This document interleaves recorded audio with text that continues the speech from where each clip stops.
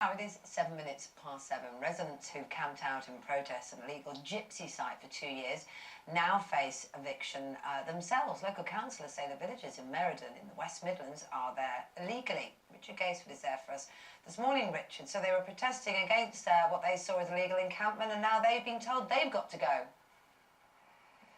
After 643 days, Kate, you can see the big number there up on the board behind me. Yes, they're into their second winter now. They're a hardy bunch who are involved in quite an interesting battle that's taken an even more interesting twist.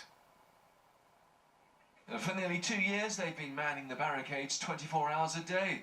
The aim, to prevent hardcore being delivered to travellers who've bought an 8-acre meadow. The villagers want to stop it being turned into a more permanent site. But councillors and planners say their small caravan and awning is inappropriate and harmful to the greenbelt.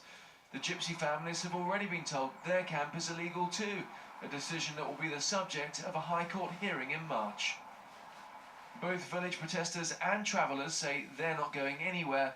The gypsies claim they should be able to stay on their land. At the end of the day, if they have to leave or if they don't, they've got a home to go to where nobody will bother them.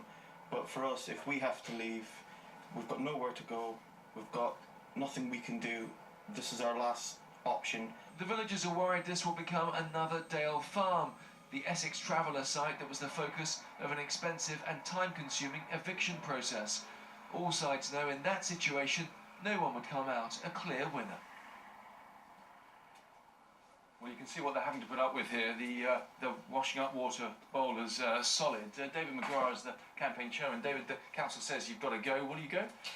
We will continue to campaign here. If we have to take this temporary shelter down, we will, but we'll still be here unsheltered. We're very passionate that people can't just come in, devastate our greenbelt without prior planning permission or without regard to the residents. Now, this is all going to go through the courts in the next month. What do you think the outcome of that will be? Well, we've already been here 2 years now. More appeals are going into the system. So we're going to see Dale Farm style tactics. Could string this out for years. We want nationally a speedy remedy to these type of disputes. OK, well, at Dale Farm, human rights was a big issue. It's going to be a big issue here through the courts. Nikki Sinclaire is the independent MEP for the area. Nikki, is human rights a good argument? These people obviously need somewhere to live. Yeah, this is irony in Middle England. You have rights for one and no rights for another. You have the settled community who are not having their human rights upheld, and you have the travellers who have perpetrated this situation using the human rights legislation to help them.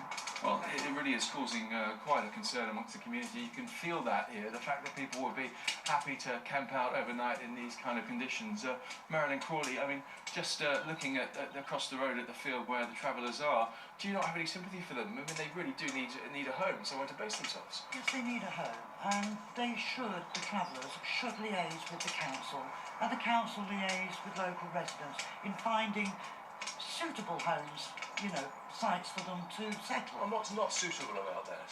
Well, it's greenbelt land, it's also a nature reserve, and, planned sites should be given to them, not grabbed greenbelt land. That, though, it seems to be close to the road. It seems to be a pretty good space for them. What's wrong with them having just that small bit of greenbelt? No, the fact that it is greenbelt, we can't build on it. Why should anybody else be able to, build on it?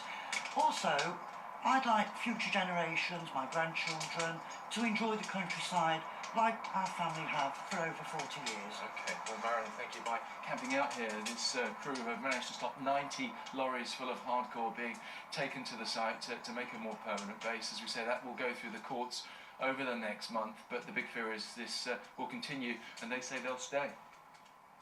Richard, thanks very much indeed. Thank you. Still to come here on Daybreak, the British couple